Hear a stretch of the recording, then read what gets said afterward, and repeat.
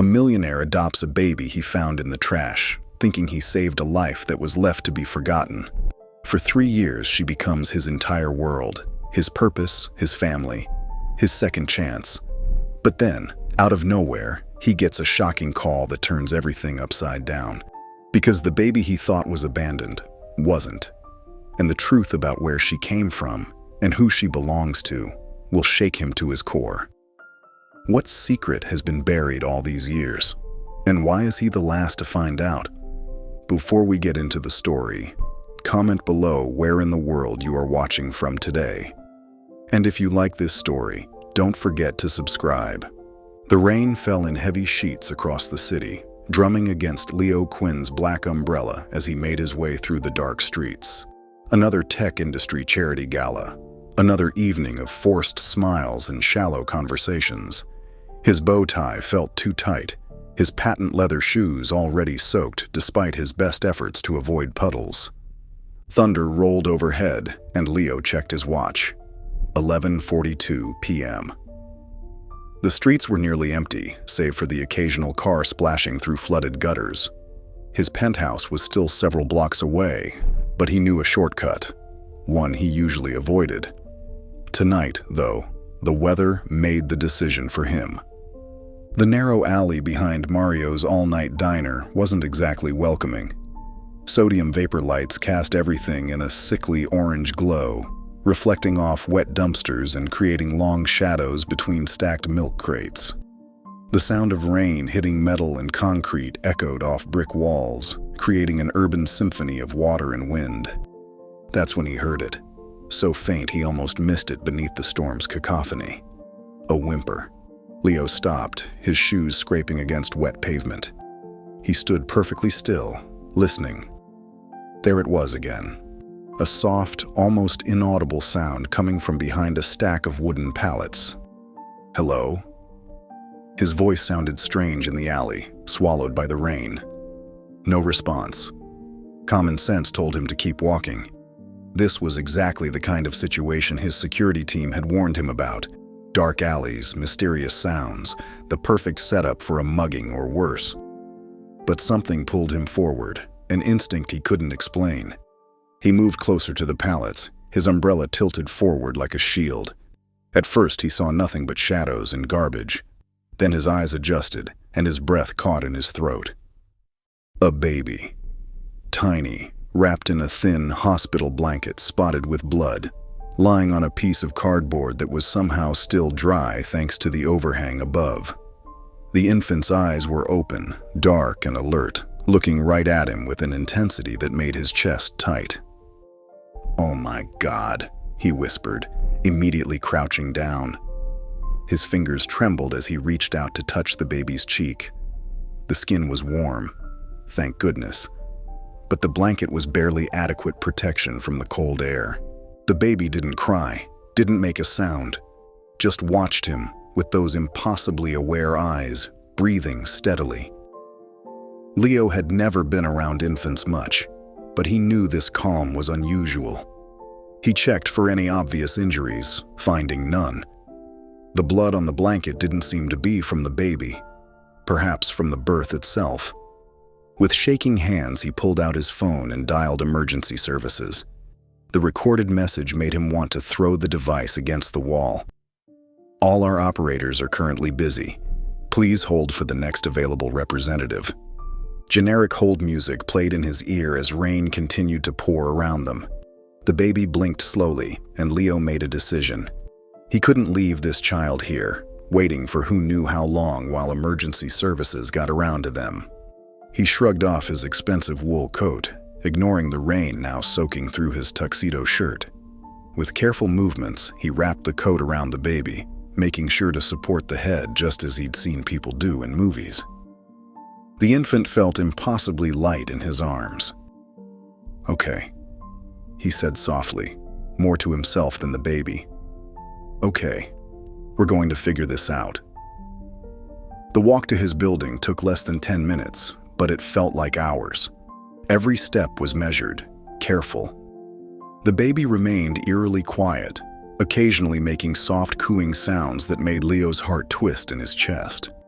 His doorman's eyes widened as he entered the lobby, dripping wet with a bundle in his arms. "Mr. Quinn? Is that—" "Call doctor."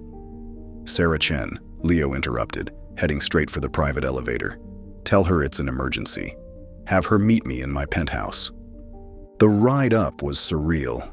Leo looked down at the small face peeking out from his coat. "You're safe now," he whispered, surprising himself with how much he meant it. The next few hours passed in a blur of activity. Dr. Chen arrived quickly, examining the baby. A girl, they discovered, while Leo explained finding her. The police came soon after, taking statements and evidence, including the blood-stained blanket. "She appears to be only a few hours old," Dr. Chen explained, finishing her examination. "Perfectly healthy, though she'll need proper newborn care immediately." The police searched surveillance footage from nearby cameras but found nothing conclusive, just shadows in the rain, no clear images of whoever had left the baby. "We'll investigate," the detective assured him. "But these cases—" She didn't need to finish the sentence. They all knew how rarely they found the parents in abandonment cases. "What happens to her now?" Leo asked, watching as a nurse he'd never met somehow knew exactly how to swaddle the baby in a fresh blanket. "Usually she'd go into emergency foster care while we investigate," the detective explained. "Unless—" Leo surprised himself again. "Unless? We could arrange temporary emergency custody, given your resources and status in the community." She left the suggestion hanging. The baby made a soft sound, and Leo found himself moving closer to the crib that had been delivered just hours ago. He'd had his assistant arrange everything: diapers, formula, clothes, all the essentials for a newborn. The baby looked up at him with those same intense eyes from the alley. "Yes," he said, not looking away from her. "Yes, I'll keep her. Temporarily." Later, after everyone had gone and the storm had passed, Leo stood over the crib in what had been a spare room just that morning. The baby was finally sleeping, her tiny chest rising and falling steadily. "Nova," he whispered, testing the name he'd been turning over in his mind. Like a star born after a collapse. He smiled slightly, thinking of the astronomical phenomenon, a new light emerging from chaos. "Seems fitting." The city lights twinkled through the window, and Nova slept on, unaware she'd already changed one life completely. Leo pulled up a chair beside the crib, unwilling to leave just yet. He had a feeling sleep wouldn't come easily tonight anyway. Leo woke with a start, his neck stiff from sleeping in the armchair beside Nova's crib. Sunlight streamed through the floor-to-ceiling windows, casting long shadows across the guest room's pristine carpet. For a moment, he blinked in confusion at the unfamiliar setting. Then it all came rushing back.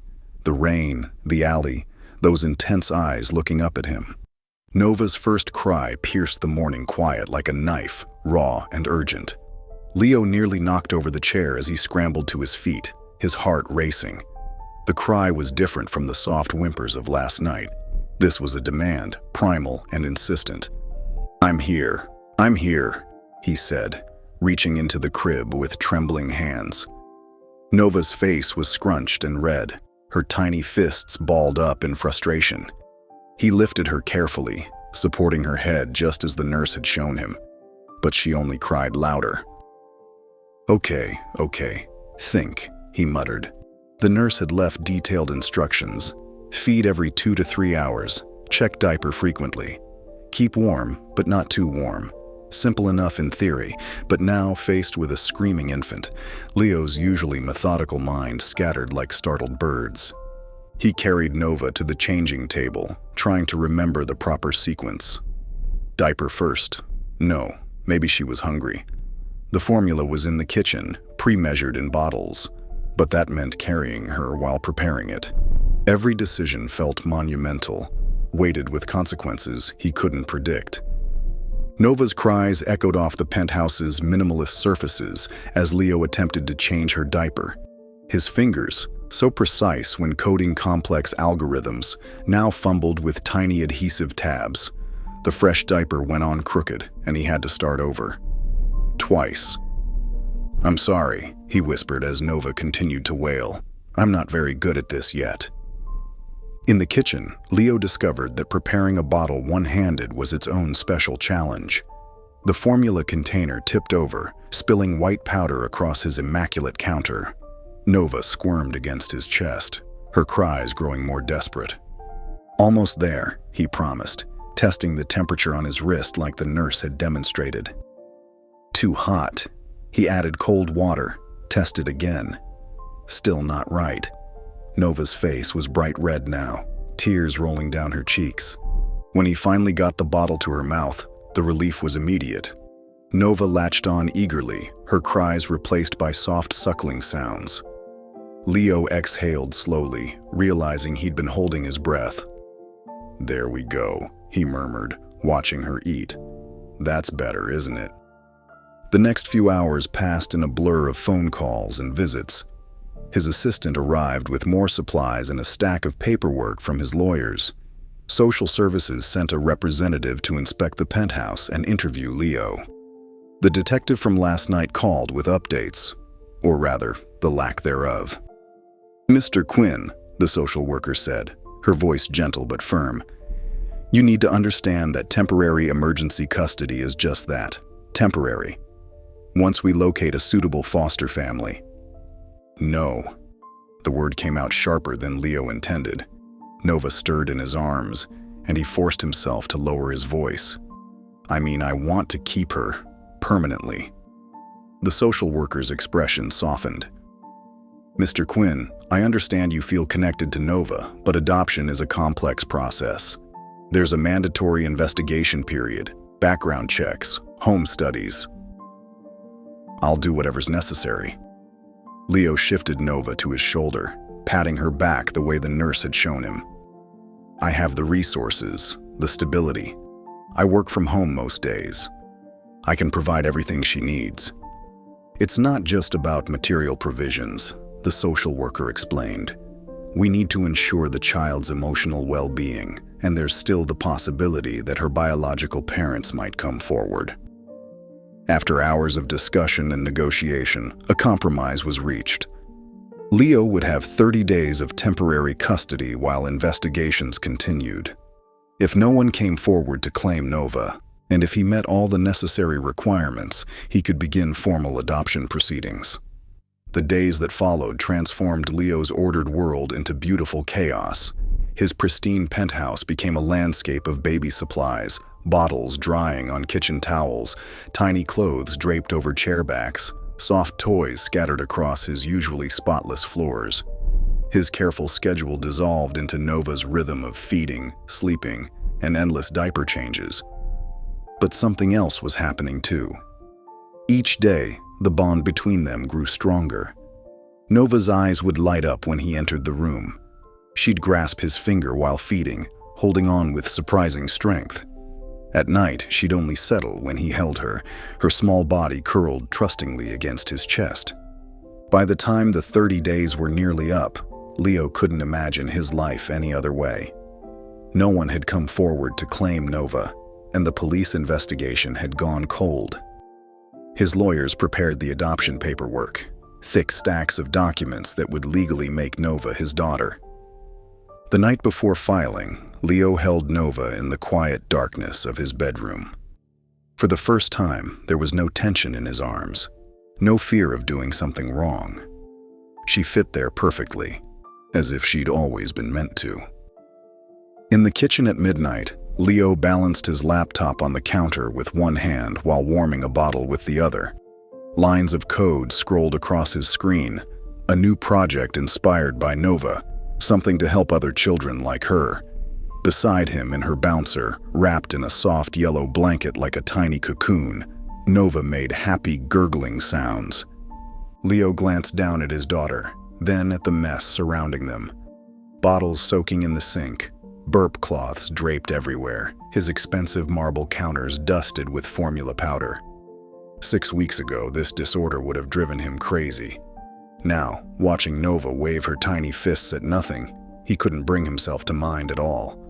10 months later, Sunlight flooded the penthouse, warming the once sterile space that had transformed into a vibrant home. Colorful toys created a maze across the living room floor, and where blank walls once stood, abstract paintings now hung. Splashes of warm oranges, reds, and yellows that Leo had created during late-night painting sessions after Nova fell asleep. "Where's that silly girl?" Leo called out, crawling on his hands and knees past a tower of stacking blocks. A high-pitched giggle erupted from behind the sofa, followed by the soft pat-pat-pat of tiny hands and knees on hardwood floors. Nova peeked around the corner, her dark curls wild and untamed, drool glistening on her chin. Her eyes sparkled with mischief as she caught sight of her father. With another burst of laughter, she took off crawling at top speed toward the kitchen. "Oh no, you don't!" Leo lunged playfully, careful to stay just far enough behind to keep the game exciting. Nova squealed with delight, her little body moving with surprising agility for someone who'd only mastered crawling a few months ago. The morning chase was their new routine, replacing Leo's old habit of checking emails first thing. Now, his days revolved around Nova's schedule, a rhythm he'd come to cherish more than any coding breakthrough or business success. During Nova's morning nap, Leo sat at his desk, surrounded by prototype toys he'd designed himself. A soft, plush robot with gentle blinking lights lay half-assembled next to his keyboard. On the screen, lines of code formed the backbone of his latest project, Nova Play. The idea had come to him during one of their Daddy and Me classes, where he attended under the name Lee Quinn, to avoid drawing attention. Watching Nova interact with other babies, seeing how naturally they picked up on emotional cues, had sparked something in his developer's mind. "Mr. Quinn," a voice called from the hallway, "we're ready for Nova's assessment." Dr. Sarah Chen, Nova's pediatric development specialist, entered the study carrying her usual bag of evaluation tools. Leo had hired her shortly after the adoption was finalized, determined to ensure Nova's development stayed on track. "She just went down for her nap," Leo explained, closing his laptop. "But she's been hitting all the milestones you mentioned last time. She's starting to pull herself up on furniture, and yesterday she said something that sounded very close to Dada." Dr. Chen smiled at his enthusiasm. "That's wonderful progress. And how are you doing with the parenting guides I recommended?"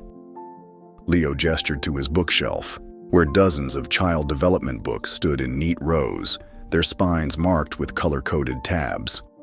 "I've been taking notes. The emotional intelligence chapters were particularly helpful for the Nova Play development."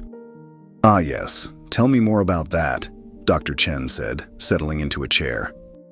"You mentioned you're consulting with child psychologists?" Leo nodded, pulling up a prototype interface on his tablet. The app uses emotional mapping combined with logic training. We're designing it to grow with the child, adapting to their development level and emotional needs. Nova's been my inspiration and my best beta tester. A soft cry from the baby monitor interrupted their conversation. "Perfect timing," Dr. Chen said. "Shall we?" In Nova's room, which had long since shed its guest room appearance, stuffed animals lined custom-built shelves, and a hand-painted mural of the night sky covered one wall. Nova stood in her crib, gripping the rails with tiny fingers, her face lighting up at the sight of her father. "Da!" she exclaimed, bouncing on chubby legs. Leo lifted her out, breathing in the sweet baby smell of her hair. "Ready to show Dr. Chen how clever you are." The assessment went well, with Nova demonstrating her growing skills through various play-based tests. Leo watched intently, making mental notes for both his parenting journey and his app development. Later that afternoon, Leo sat at his desk, Nova playing contentedly in her safety-proofed corner of his home office. A video call with potential investors for Nova Play was about to begin. The emotional learning algorithm adapts to each child's unique. Leo stopped mid-sentence, his attention caught by movement in his peripheral vision. Nova had pulled herself up using his desk chair, something she'd done many times before. But this time was different. She let go, One wobbly step forward, then another. "I'm sorry," Leo interrupted the investor mid-question, his voice thick with emotion. "Something important is happening. I need to end this call." He pushed back from his desk just as Nova took a third unsteady step toward him. Her face showed equal parts concentration and joy, her arms outstretched for balance. "That's it, sweetheart," Leo encouraged, kneeling a few feet away. "You can do it." Nova's fourth step brought her within reach of her father. Her fifth and final step landed her right in his waiting arms. Leo scooped her up, tears streaming down his face as he lifted her high in the air. Nova squealed with delight, her little legs kicking in celebration. "You're not just learning how to walk," he said softly, bringing her close to his chest. "You're teaching me how to live." 3 weeks after Nova's first steps, Leo stood in a dimly lit storage unit surrounded by boxes of his past. The musty air carried the weight of forgotten memories. He'd been putting this off for months, but Nova's growing collection of toys and supplies demanded more space at home. The storage unit seemed like the logical place to start making room. Leo methodically sorted through cardboard boxes, creating neat piles: keep, donate, and trash. His hands moved with practiced efficiency until they landed on a thin manila envelope, yellowed with age. His breath caught as he recognized it: his adoption paperwork. The fluorescent lights buzzed overhead as he carefully opened the envelope. Inside, the documents were sparse: a birth certificate with most fields empty, adoption papers with clinical language, and a single-page report. His eyes fixed on the stark words typed in courier font: "Mother unfit. No father named." The familiar hollow feeling spread through his chest. Even after all these years, those 6 words still had the power to shake him. Leo sat down on a sealed moving box, the papers trembling slightly in his hands. He'd built an empire, created revolutionary technology, and now had a daughter of his own. Yet this piece of paper could still make him feel like that lost child again. In the corner of the storage unit, an old mirror reflected his image. Dark hair slightly disheveled, tired eyes. Nova's favorite stuffed giraffe still tucked absent-mindedly in his jacket pocket. The contrast between his past and present struck him forcefully. Back at the penthouse, Nova napped peacefully while Leo paced in his home office. His laptop displayed search results for private investigators specializing in adoption cases. Each click brought up another possibility, another path to potentially uncover his origins. His cursor hovered over the Contact Now button of a highly rated agency. "What am I doing?" he muttered, running a hand through his hair. The sound of Nova stirring through the baby monitor drew his attention. Her soft babbling grounded him, pulling him back from the rabbit hole of his past. Leo walked to Nova's room where she stood in her crib, reaching for him with a bright smile. "Da!" she exclaimed, her simple joy infectious. He lifted her up, breathing in the sweet baby powder scent that always seemed to cling to her. Later that evening, after Nova was asleep, Leo pulled out an ornate wooden box he'd commissioned months ago, Nova's memory box. Inside were her first outfit, hospital bracelet, and carefully documented milestones. With deliberate movements, he placed his adoption file alongside these precious mementos of his daughter's life. "Your story starts here," he whispered, touching the papers gently. "Maybe mine does too." The night grew deeper, but sleep eluded him. In his studio, a recent addition to the penthouse, Leo stood before a blank canvas. Paint tubes lay scattered across a table, caps off, colors mixing freely. He hadn't painted in over a year, too busy with Nova and Nova Play development. His hands moved almost of their own accord, brush strokes swift and sure. Colors swirled across the canvas, deep purples, brilliant blues, and streaks of gold. 2 spiral galaxies emerged from the chaos, their edges blending and merging in a cosmic dance. Without planning it, he'd created a visual representation of his life with Nova. two separate entities becoming something entirely new together. Morning found Leo in his office, reviewing the latest feedback from NovaPlay's beta testing in local schools. His inbox overflowed with messages from teachers and child development specialists. One email particularly caught his attention. "Mr. Quinn, I've been teaching for 20 years, and I've never seen educational software with this level of emotional intelligence. The way it adapts to each child's emotional state while teaching is shockingly empathetic. How did you develop such insight into children's emotional needs?" Leo glanced at the framed photo on his desk, Nova laughing during their morning chase game. The answer was right there. Every line of code, every interface decision had been influenced by his journey with her. That afternoon, Leo bundled Nova into her stroller for their first walk to the nearby park. The spring air was crisp, carrying the scent of blooming cherry trees.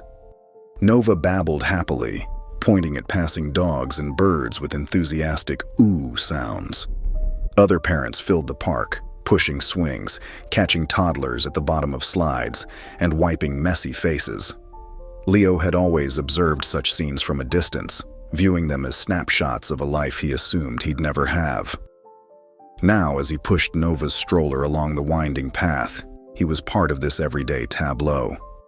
A young mother smiled at them as she passed, her own child waving at Nova. "How old?" she asked. 10 months, Leo replied, surprising himself with how naturally the conversation came. There was a time when such casual interactions would have made him retreat further into his shell. As the sun began its descent, painting the sky in soft oranges and pinks, Leo found a quiet bench overlooking the playground. Nova had fallen asleep in her stroller, one tiny hand clutching her giraffe. He watched other families gathering their children, heading home for dinner and bedtime routines. The ache of his unknown origins felt different now, less sharp, more like an old photograph fading at the edges. Looking at his sleeping daughter, Leo felt a sense of peace settle over him. "Maybe I don't need to know where I came from," he whispered, gently adjusting Nova's blanket. "Because I already found where I'm meant to be." The morning sun streamed through the penthouse windows, casting a warm glow across the sleek kitchen. Nova sat perched on a booster seat at the marble counter, her small fingers dancing across a tablet screen as she created colorful patterns. At 3 years old, her dark curls were pulled back in 2 neat pigtails, her face a picture of concentration. Leo sat beside her, alternating between sips of black coffee and glances at his laptop screen. The display showed a complex dashboard of real-time analytics, colored graphs, user counts, and engagement metrics scrolling continuously. NovaPlay had just launched globally at midnight, and the numbers were already exceeding projections. "Look, Daddy!" Nova held up her tablet, showing an intricate pattern of swirling shapes she'd created using NovaPlay's art module. "It's like you're painting." Leo smiled, recognizing her attempt to recreate the galaxy painting that now hung in their living room. "It's beautiful, sweetheart. The colors are perfect." He reached over to adjust her grip on the stylus, guiding her hand with gentle patience. "Remember how we talked about holding it like a pencil?" Nova nodded seriously, correcting her grip. "Like this." Her brown eyes, so similar to his own, searched for approval. "Exactly right." Leo's phone buzzed again. Another notification about NovaPlay's climbing download numbers. He silenced it, choosing instead to watch Nova work on her digital masterpiece.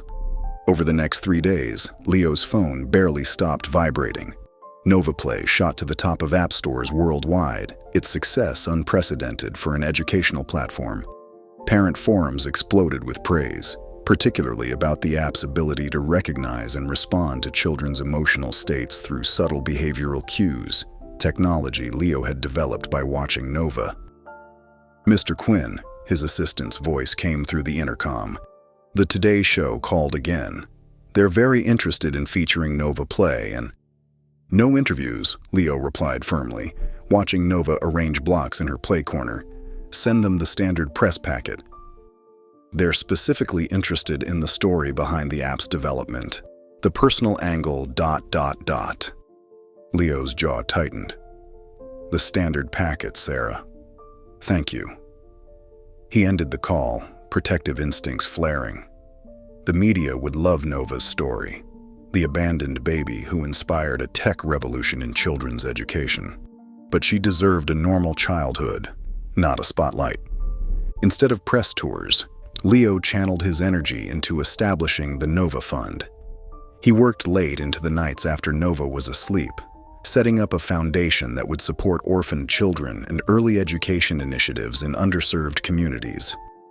The app's revenue flowed directly into building emotional wellness centers, spaces where children could access therapy, educational resources, and support services. The Portland Center opens next week, his project manager reported during a video call. It's our third location in as many months. Leo nodded, distracted by Nova tugging at his sleeve. Daddy, ballet time. She was already dressed in her pink leotard and tutu, tiny ballet slippers clutched in her hands. I have to go, Leo told his manager. Send me the final reports later. He ended the call and turned to Nova. Ready for class, princess? The dance studio was always crowded with parents and toddlers, the kind of social situation that would have sent Leo running for cover a few years ago. He still felt the familiar tension in his shoulders as other parents attempted small talk, but Nova's excitement made it worthwhile. Watch this, Daddy. She twirled in place, wobbling slightly but beaming with pride. Her emotional intelligence showed even here. She often stopped to help crying classmates or share her water bottle with tired dancers. Mr. Quinn, her dance teacher, approached one day after class. We're having a recital next month. Nova's been chosen for a special part. Nova bounced on her toes, eyes shining. Please, Daddy? Please come. Looking at her hopeful face, Leo knew his answer before she finished asking. I wouldn't miss it for anything. The night of the recital found Leo in the back row of a packed auditorium. His hands fidgeted with his phone, where notifications about Nova Play continued to pour in. The app had just crossed 10 million users worldwide, a milestone that would have once been the highlight of his life. But as the curtain rose and tiny dancers filed onto the stage, Leo's attention focused solely on one small figure in a sparkly tutu. Nova moved with the natural grace of a child lost in joy, her face glowing under the stage lights. When she executed her solo twirl, only slightly wobbly, Leo felt tears prick at his corners of his eyes. The audience burst into applause as the performance ended. Leo's phone buzzed again, another milestone notification, but he barely noticed. Nova was running through the crowd, still in her tutu, pink cheeks flushed with excitement. She launched herself into his arms and Leo caught her with practiced ease, holding her close as she wrapped her arms around his neck.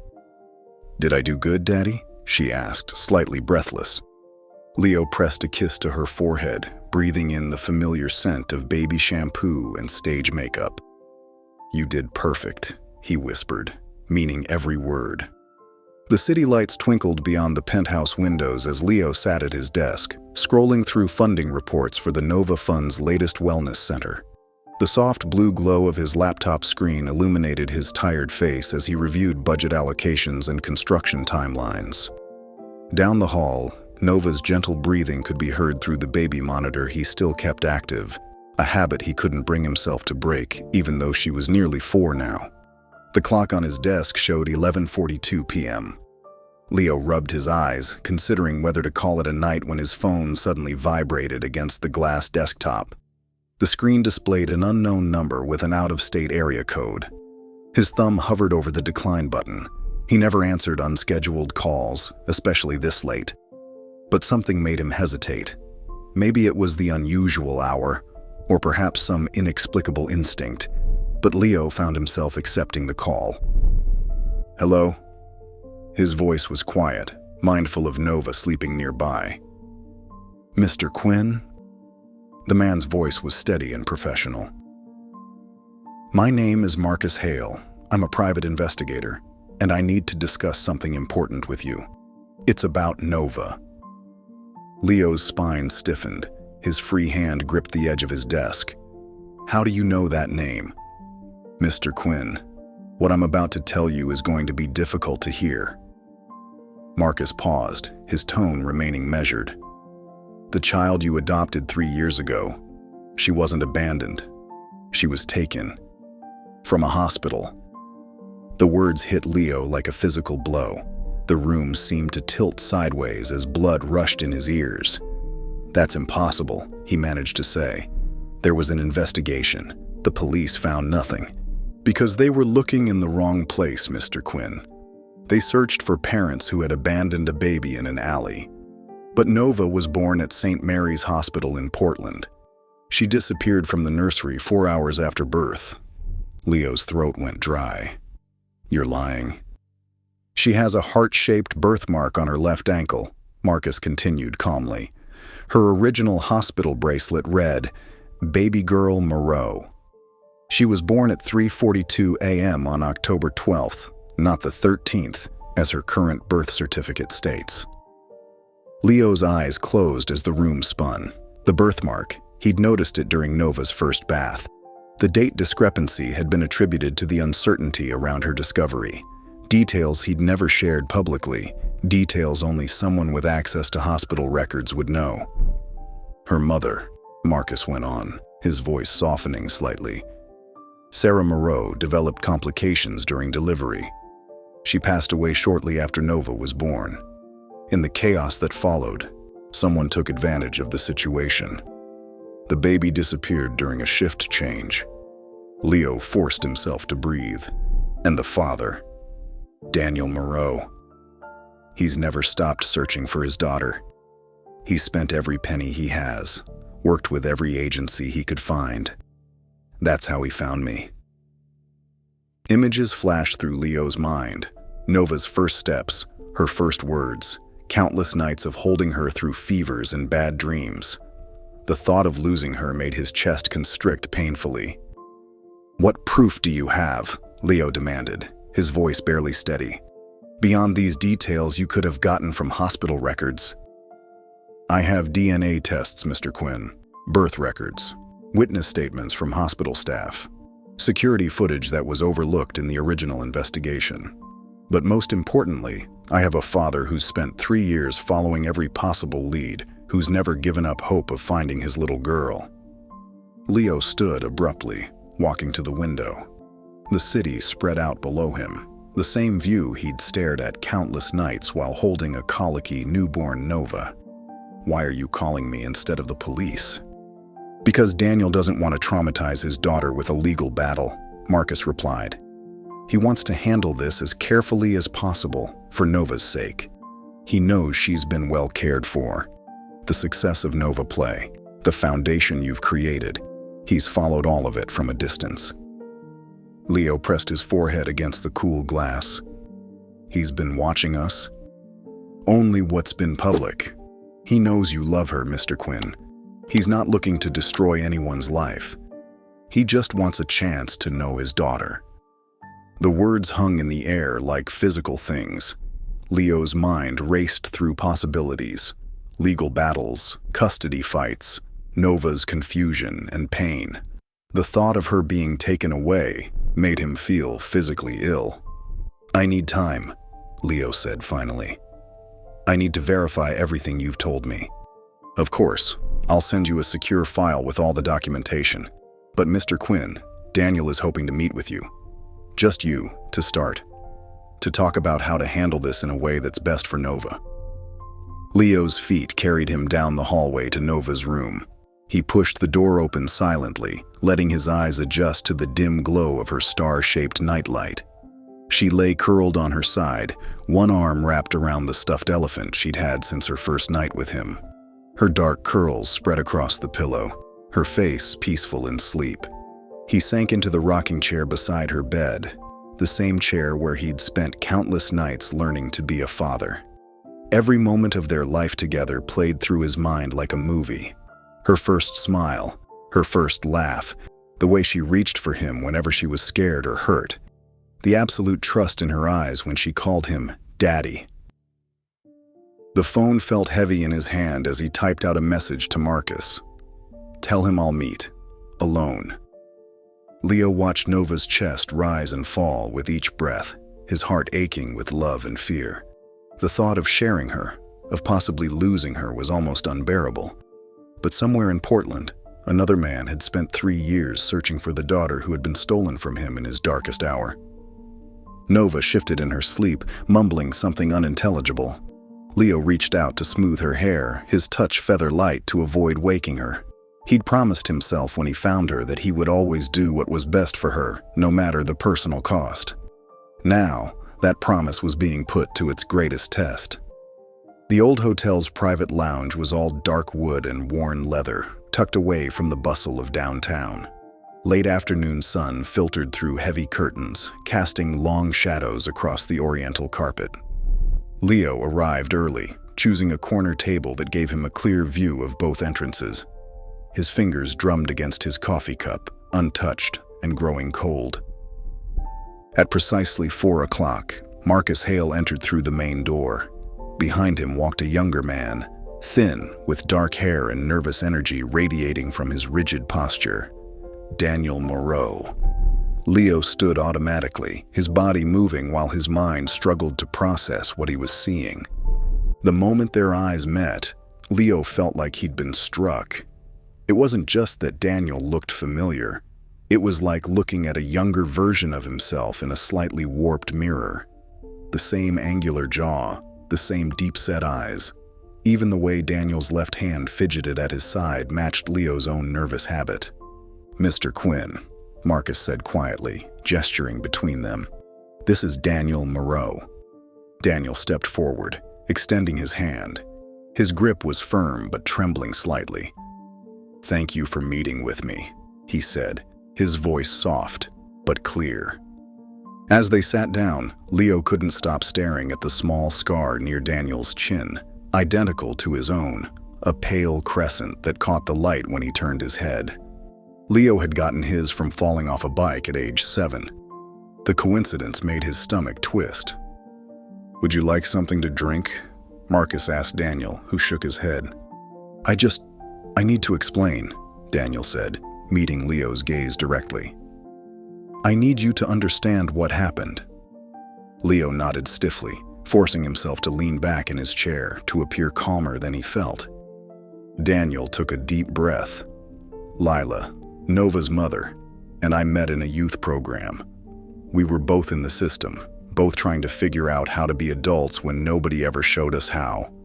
His half-smile was painfully familiar. "We weren't always together, but we looked out for each other. When she got pregnant, I was in a halfway house trying to get clean.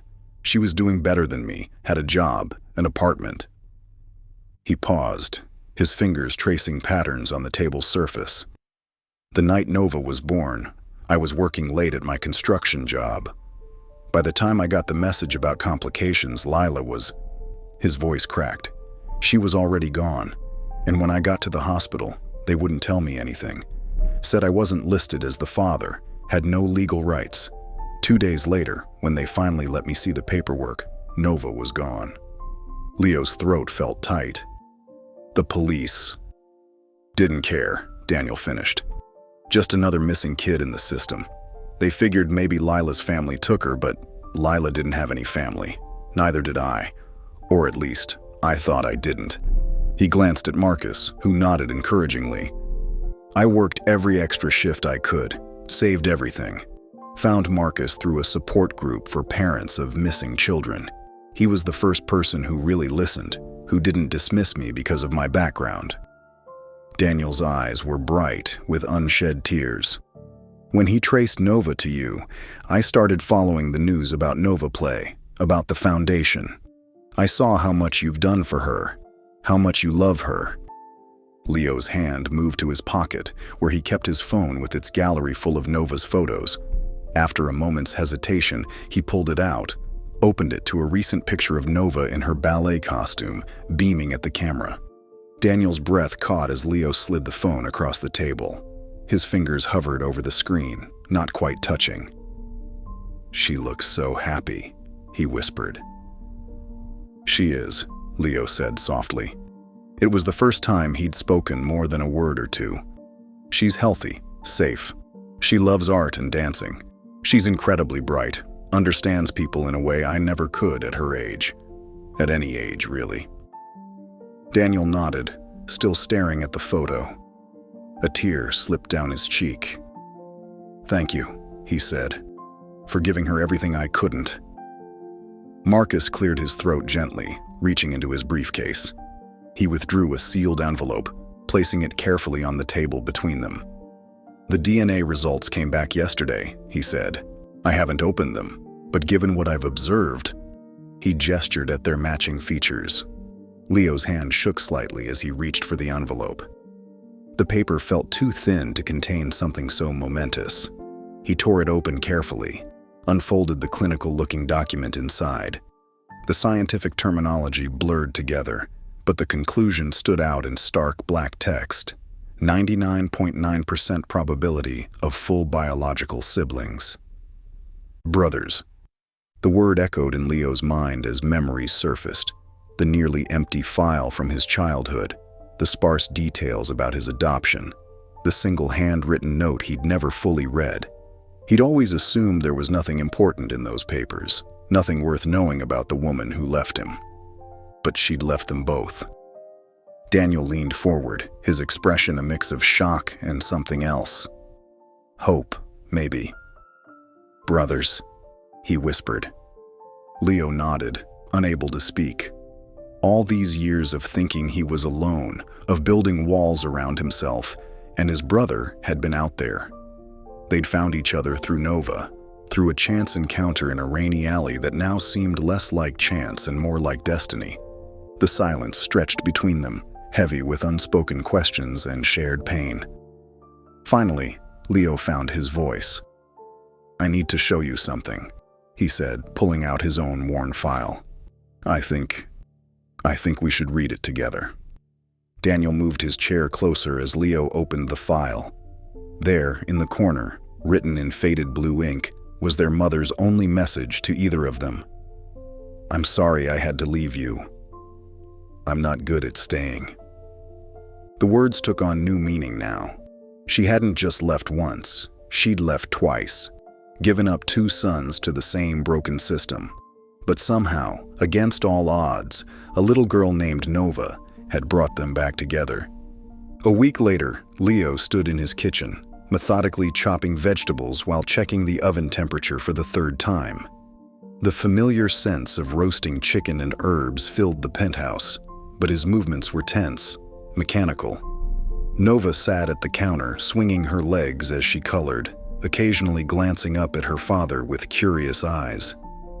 "Daddy, why are you making the serious face?" she asked, putting down her crayon. Leo paused, knife hovering over a carrot. "What serious face?" "The one that makes your forehead all scrunchy," Nova demonstrated, furrowing her brow dramatically. "You've been extra quiet, too. Are you sad?" The simple observation, delivered with such innocent concern, made Leo's chest tighten. He set down the knife and walked around the counter to where she sat. "No, sweetheart, I'm not sad. I've just been thinking about something important. Actually, ... He glanced at the clock, 6:45 p.m. "We're having a special guest for dinner tonight." Nova's eyes lit up. "Is it Ms. Sarah from ballet?" "No, it's someone new. Someone I think you'll really like to meet." Leo took a deep breath. "His name is Daniel, and he's my brother. That makes him your uncle." "I have an uncle." Nova's mouth formed a perfect O of surprise. "How come I never saw him before?" Before Leo could answer, the intercom buzzed.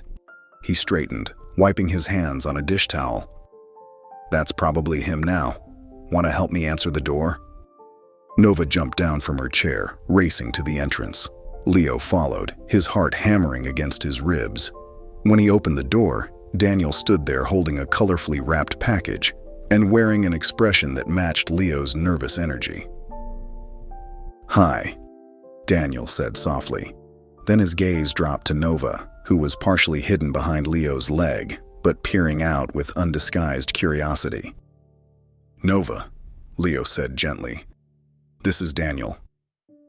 Nova stepped forward, head tilted as she studied their similar features. "You look like Daddy," she declared. Daniel laughed, the tension in his shoulders easing slightly. "I guess I do. I brought you something." He held out the package. Nova looked to Leo for permission. At his nod, she took the gift, carefully unwrapping it to reveal a hardcover book with beautiful illustrations on the cover. "The Starkeeper's Daughter," she read slowly. "It was my favorite when I was little," Daniel explained. "The librarian at one of my foster homes used to read it to me." Nova's face brightened. "Will you read it to me?" The simple request seemed to catch Daniel off guard. He glanced at Leo, who nodded encouragingly. "I'd love to." They moved to the living room, where Nova promptly climbed onto the couch and patted the space beside her. Daniel sat down, opening the book with careful hands. As he began to read, his voice took on the same animated tone Leo used during story time, complete with different voices for each character. When Daniel reached a funny part about a star that wouldn't stop hiccuping stardust, he scrunched his nose and crossed his eyes, exactly the way Leo did when being silly. Nova burst into giggles, pointing between them. "You make the same funny face as Daddy." Leo watched from the doorway, something warm and unexpected unfurling in his chest. The similarity hadn't escaped his notice either. After dinner, while Nova worked on a drawing she insisted on making for her new uncle, Leo and Daniel stepped out onto the balcony. The city stretched below them, a tapestry of lights against the darkening sky. "She's amazing," Daniel said quietly. "So bright, so open. Nothing like we were at that age." Leo nodded, leaning against the railing. "Tell me about your childhood, the real version." Daniel was quiet for a moment, gathering his thoughts. 8 foster homes in 12 years. Some were okay, some weren't. Moved around so much I stopped unpacking my bag after a while. The good ones, they tried their best, but there were always other kids, other problems. The bad ones, he shrugged. "Well, you learned to be invisible." "I was adopted by the Quinns when I was 3 months old," Leo offered. "Perfect house, perfect credentials. They gave me everything except emotion. My adoptive father worked 100-hour weeks. My mother hosted charity events. Love wasn't discussed. Success was the only acceptable language." "Different kinds of lonely," Daniel mused. "Did you ever look for her? Our mother?" Daniel's fingers tightened on the railing. "Found her obituary 5 years ago. She died young, 38. Drug overdose. She kept trying to start over, kept failing. After giving me up, she moved to Arizona, got clean for a while, then she got pregnant again." "With me," Leo finished. "Yeah, gave you up, moved again. The pattern continued until she couldn't anymore." Daniel turned to face his brother. "I didn't know she was all I had left. But now I see what Nova's become. See who you are." He took a shaky breath. "I want you to know, I won't take her from you. You're the only father she's ever known." Leo stared out at the city lights, his throat tight. The words he spoke next surprised even him. "She's part of both of us.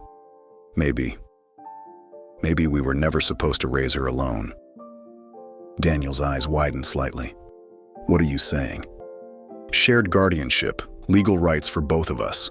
You could be part of her life, really part of it, not just visits or holidays. You'd do that." "There's an apartment available 4 floors down," Leo said, "if you wanted to be closer." Before Daniel could respond, Nova's voice called from inside. "Daddy, Uncle Daniel, I made you something." They walked back inside to find Nova holding up a drawing of 3 figures holding hands. One tall with glasses, Leo. One slightly shorter with spiky hair, Daniel. And a small figure between them wearing what appeared to be a tutu. "That's us," she announced proudly. "Now I got 2 daddies." She looked up with a mischievous grin.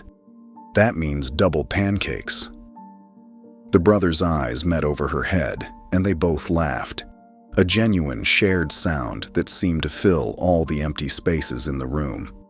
In that moment, something shifted between them. A connection that went beyond shared DNA or shared loss. This was a choice, a new kind of family being born from the ashes of the old. The morning sun streamed through the penthouse windows, casting warm patches across the kitchen floor. Nova sat perched on her favorite stool at the counter, spooning cereal into her mouth with careful concentration. Milk dribbled down her chin as she hummed a made-up song between bites. Leo stood at the coffee maker, still in his morning routine mode, when the elevator doors opened with a soft ding. Daniel walked in, holding a familiar stuffed giraffe with spots worn thin from love. She cried for 10 minutes straight, Daniel said with a casual shrug, though his eyes held amusement. Found it under the couch after you left last night. Spotty, Nova exclaimed, nearly knocking over her cereal bowl in excitement. She made grabby hands toward the stuffed animal, and Daniel handed it over with exaggerated ceremony. Coffee? Leo offered, already reaching for a second mug. It was becoming automatic now, this morning dance of theirs. Please. Daniel slid onto the stool next to Nova, watching as she introduced Spotty to her breakfast. You know your giraffe can't actually eat Cheerios, right? He's pretending, Nova informed him seriously, just like when you pretend to be a dragon at bedtime. Leo handed Daniel his coffee, black with 1 sugar, just the way he'd learned his brother liked it. It still felt strange sometimes, knowing these little details about someone who'd been a stranger mere months ago. The weeks that followed fell into a rhythm neither brother had expected to feel so natural. They created a shared digital calendar, color-coded for efficiency, Leo's idea, but with silly emoji markers, Daniel's addition. School drop-offs became a seamless rotation, with Leo handling Mondays and Wednesdays, Daniel taking Tuesdays and Thursdays, and Fridays becoming their unofficial joint morning routine. Nova, with a child's adaptability, created her own system for her 2 fathers. Dad L, she called Leo one morning, tugging on his sleeve during breakfast. The L was for Leo, she explained, as if it were the most obvious thing in the world. Daniel became Dad D, and she beamed with pride at her clever solution. The Nova Fund grew in unexpected ways under Daniel's influence. He spent hours with Leo's team, mapping out the gaps in the foster system he knew too well. Here, he'd say, pointing to overlooked shelters on a map. And here, these places need us most. His first-hand experience opened doors Leo's money alone couldn't unlock. They found their groove in other ways too.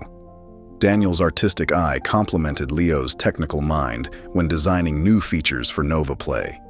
Leo's structured approach helped organize Daniel's scattered but brilliant ideas for youth outreach programs.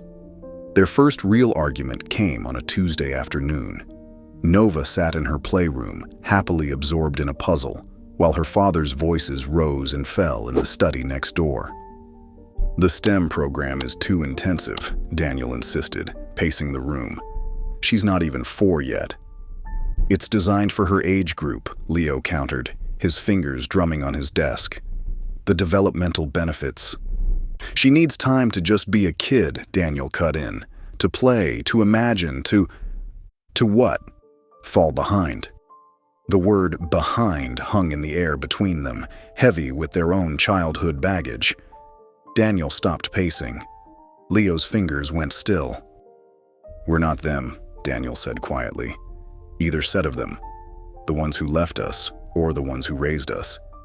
Leo's shoulders dropped slightly. No, we're not. They sat together then, really listening, something neither of them had experienced in their own childhoods. They talked about their fears, Leo's worry that Nova wouldn't have every advantage he could provide, Daniel's concern that too much structure would dim her natural joy. In the end, they compromised. Nova would attend the progressive preschool they'd both liked, with optional STEM enrichment activities available but never forced. They'd follow her lead, nurture her interests, whether they leaned technical or creative, or, most likely, somewhere in between. That evening, they ordered pizza and had an impromptu movie night. Nova chose The Lion King again, her current favorite, and insisted on building a pillow fort in the living room. As the movie played, she gradually drifted off to sleep between them, one hand clutching Spotty, the other holding onto Daniel's shirt. In the soft blue light of the TV screen, Daniel watched her peaceful face. "Do you think she'll remember this?" he asked softly. "Us, all together?" Leo looked at his daughter, at his brother, at this unlikely family they'd built from loss and chance and choice. "She won't have to," he replied. "This will be her always." The afternoon sun filtered through the tall windows of the local bookstore, casting warm shadows across rows of colorful spines. Nova skipped down the children's section, her small fingers trailing along the books, while Leo and Daniel followed behind, sharing knowing looks at her enthusiasm. "This one has a dragon." Nova pulled out a book with shimmering foil on the cover. "And this one's about a princess who builds robots." She hugged both books to her chest, her eyes wide with wonder. Leo adjusted his glasses, scanning the shelves with analytical interest. He'd been researching children's literature since starting Nova Play, studying what captured young minds. Daniel, meanwhile, crouched beside Nova, letting her explain the intricate details of each illustration she discovered. "Look at how they made the stars sparkle." Daniel pointed to a page with metallic dots scattered across a deep blue sky. His artist's eye appreciated the technical skill behind the simple design. Nova tilted her head, studying the page intently. "Why don't we write one together?" she asked suddenly, looking between her fathers with that spark of inspiration that often led to their most interesting family adventures. Leo smirked, already calculating the logistics of such an undertaking. But it was Daniel's reaction that caught Nova's attention. His eyes lit up with immediate understanding, the way they always did when creativity called. "We could." Daniel sat cross-legged on the floor, pulling Nova into his lap. "What kind of story would you want to tell?" "Our story," Nova declared without hesitation, but with more sparkles. Over the next few months, their living room transformed into a makeshift writing studio. Leo set up a digital storyboard on his tablet, while Daniel sketched rough illustrations on his pad. Nova appointed herself creative director, perching on the arm of the couch with all the authority a 3-year-old could muster. Nova and the two stars began taking shape. In their story, Nova became a bright little comet, lost in the vast darkness of space. The two stars, one blue and analytical, the other warm and artistic, drifted alone until they found her. "The blue star needs to be more sparkly," Nova insisted one evening, peering over Daniel's shoulder as he worked on the illustrations. "And the orange one should have swirls, like when you paint." Daniel adjusted his drawings accordingly, adding Leo's characteristic precision to one star and his own flowing style to the other. The stars in their story bickered at first, their different ways of thinking causing them to collide in bursts of cosmic light. "Just like when you fought about my preschool," Nova observed innocently, making both men chuckle at her perception. Leo wrote the technical parts, how the stars learned to orbit together, finding balance in their differences. Daniel crafted the emotional core, drawing from their shared experience of loneliness and discovery. Nova demanded sparkle trails on every page, insisting that even the sad parts needed a touch of hope. They decided to publish under the pen name The Stargazers, wanting the story to stand on its own merit. Leo handled the publishing details while Daniel finalized the artwork. Nova supervised every decision with unwavering attention, from the shade of purple used for the galaxy backgrounds to the size of the stars' smiles. The book's release was quiet at first, a simple listing on online bookstores and a few copies in local shops.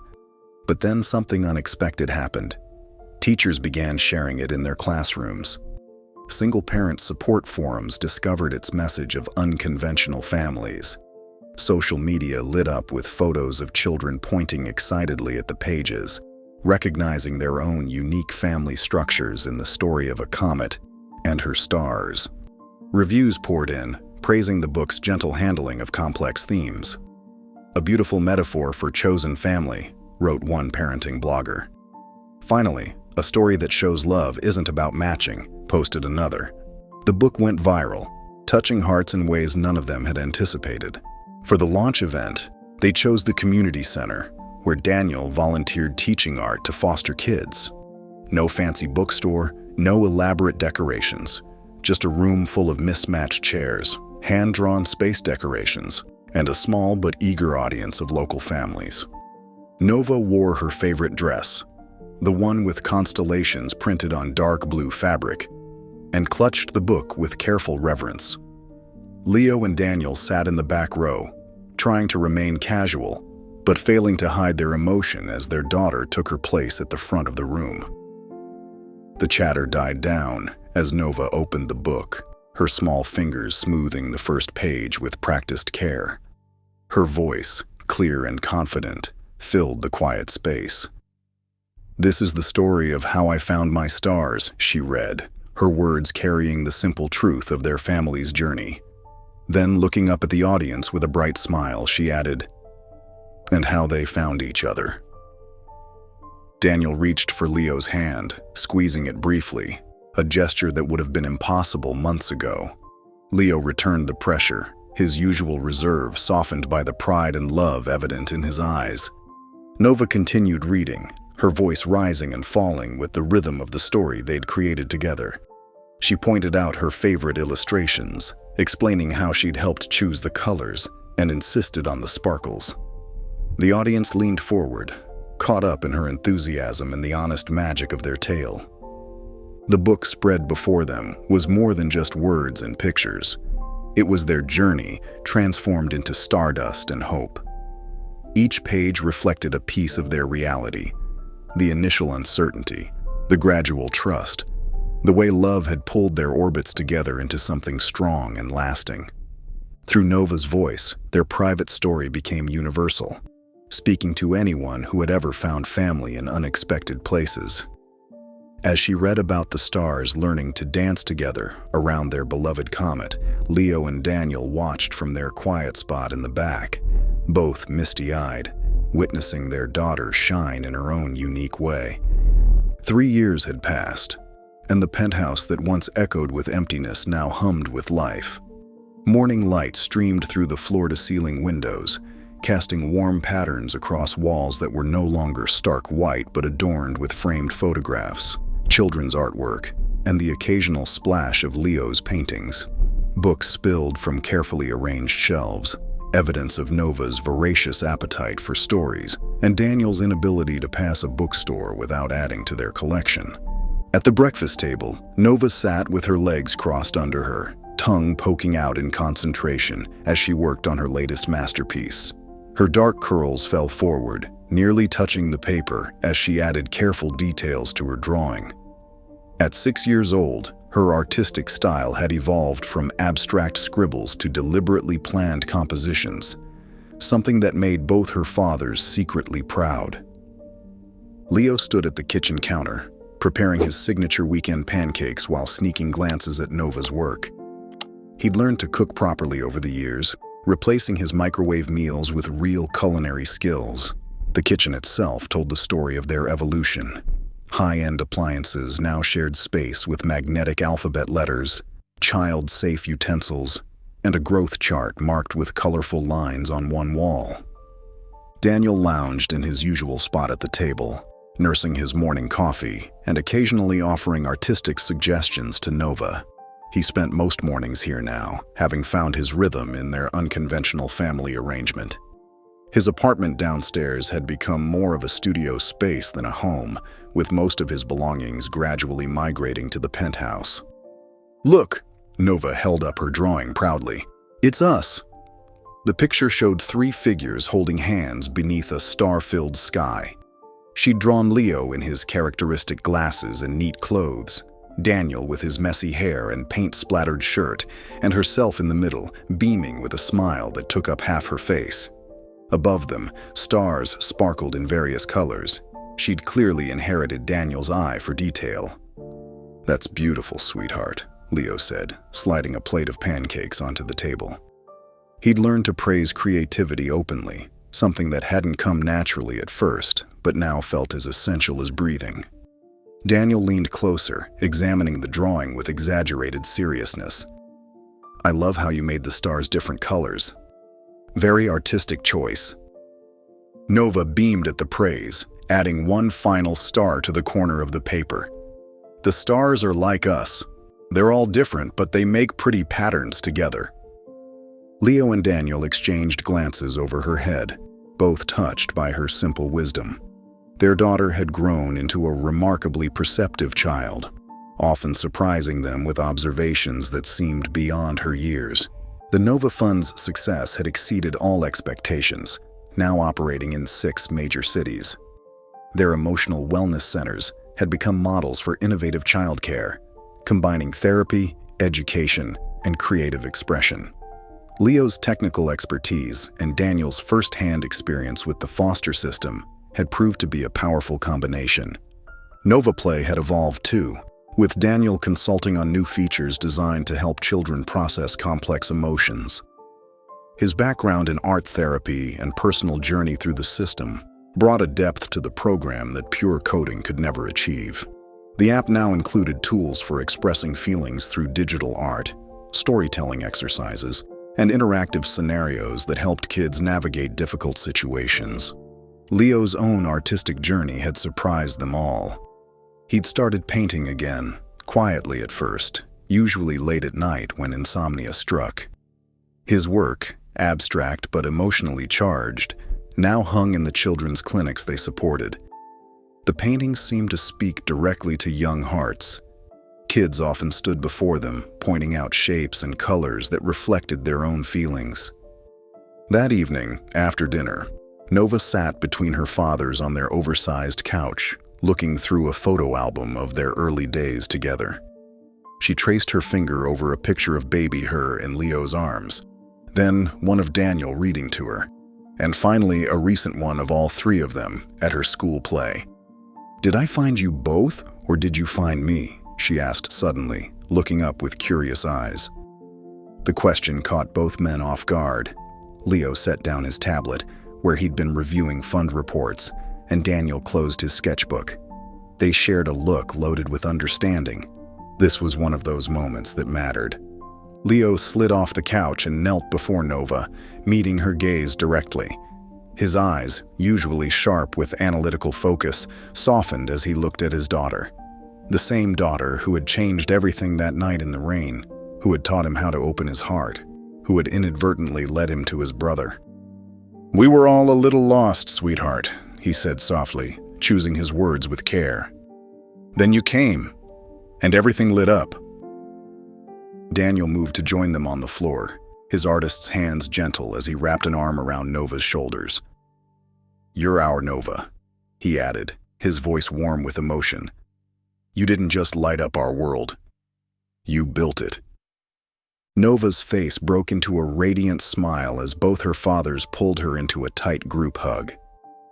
She giggled as Daniel's scruff tickled her cheek and Leo's glasses got slightly askew in the embrace. The city lights twinkled beyond their windows, and above them, though hidden by the urban glow, countless stars wheeled in their eternal dance, matching the warmth and light of the family below. If you enjoyed the story of Leo and